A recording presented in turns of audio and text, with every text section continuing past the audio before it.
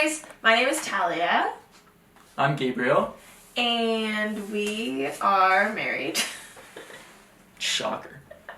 And this is our kitchen. Welcome. So we are just gonna hop on here every once in a while, give my dad a bit of a break, and do this morning's devotional for you. I'll let you explain a little bit about what we're gonna be touching on. So, did you say we're doing... No, I didn't. Oh. I was gonna let you just do the whole shebang. Okay. We are doing spiritual disciplines. Yes. And today's spiritual discipline, we are going to do silence and solitude. So a spiritual discipline is something we see normally in the Gospels that Jesus does himself, that we can now replicate and apply to our own life. So today is silence and solitude. So throughout the scriptures, we actually see Jesus get away and spend time with the Spirit or with God. And he actually withdraws from his community of disciples, or even just from the crowds, to go get alone and away with God. If you want to read, where is it? Mark 1:35. Yeah. So these are just going to be scriptures that show that Jesus actually gets alone. Yeah, and it's obviously not just Jesus in the Bible. Other characters get pulled into solitude, but obviously the most meaning and, like he said, a spiritual discipline is how we become more like Jesus. So we're choosing to focus on Jesus. Okay, so Mark 1 verse 35 says, "And rising very early in the morning, while it was still dark, he departed and went out to a desolate place, and there he prayed." Next one is found in Mark 1 verse 45. It says, "Instead he went out and began to talk freely, spreading the news. As a result, Jesus could no longer enter a town openly, but stayed outside in lonely places. Yet the people still came to him everywhere." Do you want to read Luke 5:15 and 16? Luke 5:15, 16? Mm-hmm.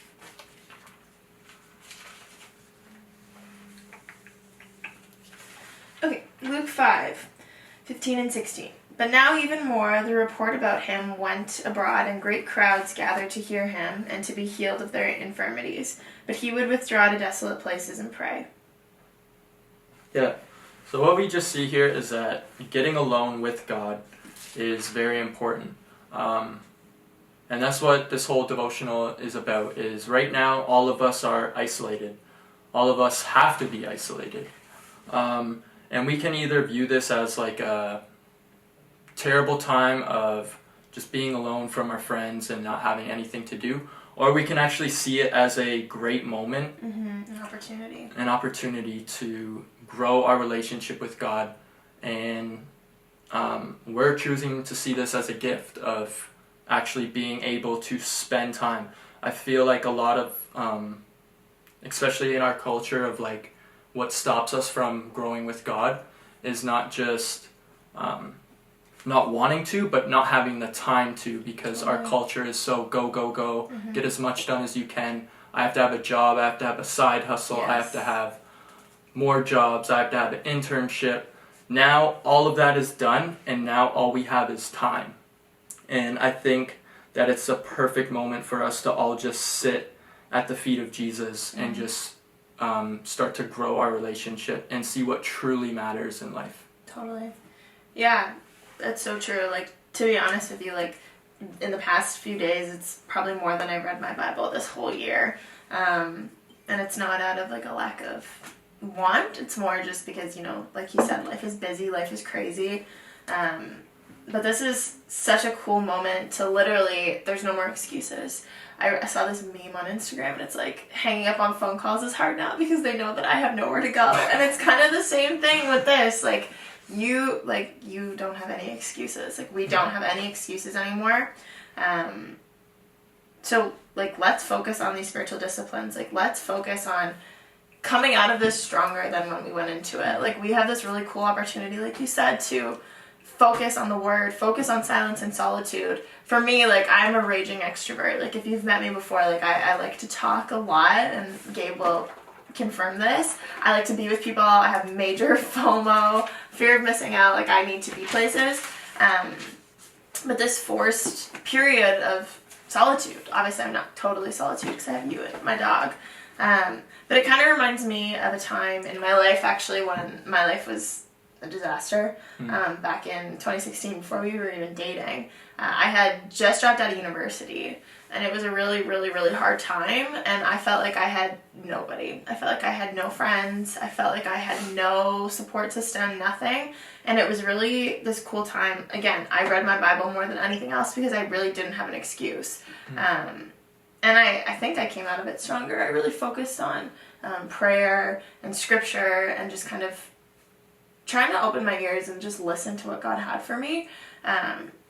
And obviously I am where I am now, and so God's plans are better than ours. But yeah, so first practice, we're actually going to have homework for you guys. Ooh. Is to actually practice some silence and solitude. I know we all have time, so no excuses.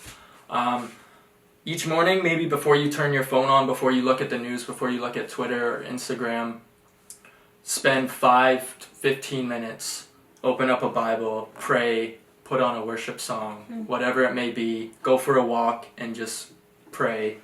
Whatever it may be, just spend time with God to start your day, to end your day, just wherever you can find margin.